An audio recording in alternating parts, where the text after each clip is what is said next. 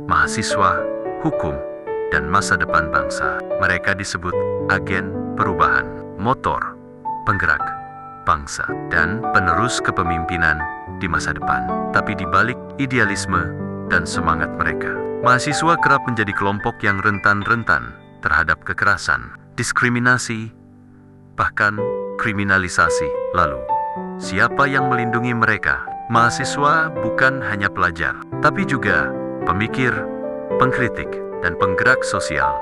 Perannya sangat penting dalam sejarah bangsa, mulai dari pergerakan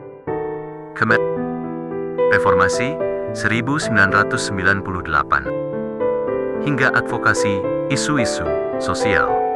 Text on screen. Mahasiswa, pilar masa depan bangsa. Banyak mahasiswa mengalami kekerasan saat menyampaikan pendapat, tidak sedikit yang dikriminalisasi karena kritik terhadap kebijakan, perundungan, pelosahan, hingga tekanan akademik juga menjadi masalah yang sering diabaikan.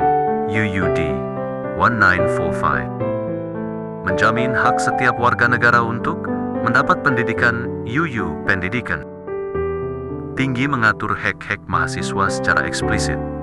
Perlindungan HAM juga berlaku bagi mahasiswa sebagai warga negara.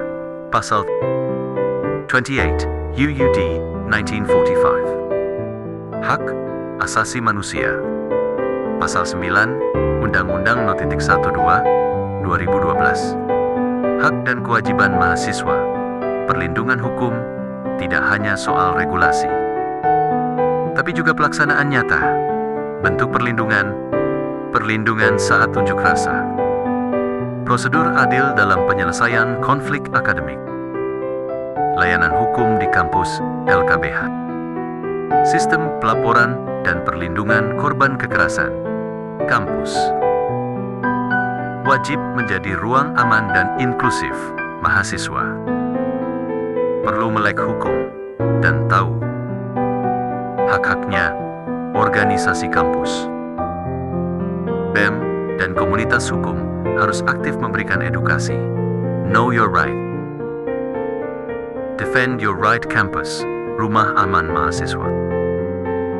Mahasiswa adalah masa depan bangsa. Maka, melindungi mahasiswa berarti menjaga masa depan Indonesia. Sudah saatnya hukum benar-benar hadir di dunia. Pendidikan bukan hanya di atas kertas, tapi dalam setiap langkah perjuangan mereka. Dalam beberapa tahun terakhir, kasus kekerasan terhadap mahasiswa saat aksi damai terus terjadi. Banyak yang ditangkap tanpa dasar hukum yang kuat, bahkan menjadi korban. Kekerasan fisik, tak hanya itu, diskriminasi berbasis gender, ras, dan agama juga masih dialami. Mahasiswa di lingkungan kampus, belum lagi tekanan akademik, pelecehan seksual, dan perundungan yang kadang tak direspons serius oleh institusi kampus. Semua ini menunjukkan bahwa mahasiswa butuh perlindungan hukum, bukan hanya sebagai pelajar, tetapi sebagai manusia yang dijamin hak-haknya oleh konstitusi. Dalam beberapa tahun terakhir, kasus kekerasan terhadap mahasiswa saat aksi damai terus terjadi. Banyak yang ditangkap tanpa dasar hukum yang kuat, bahkan menjadi korban. Kekerasan fisik, tak hanya itu, diskriminasi berbasis gender, ras, dan agama juga masih dialami mahasiswa di lingkungan kampus. Maka melindungi mereka bukanlah pilihan, tapi kewajiban kita semua. Sudah saatnya hukum tidak hanya hadir dalam buku, tapi benar-benar melindungi di lapangan. Karena tanpa perlindungan, bagaimana masa depan bisa dibangun?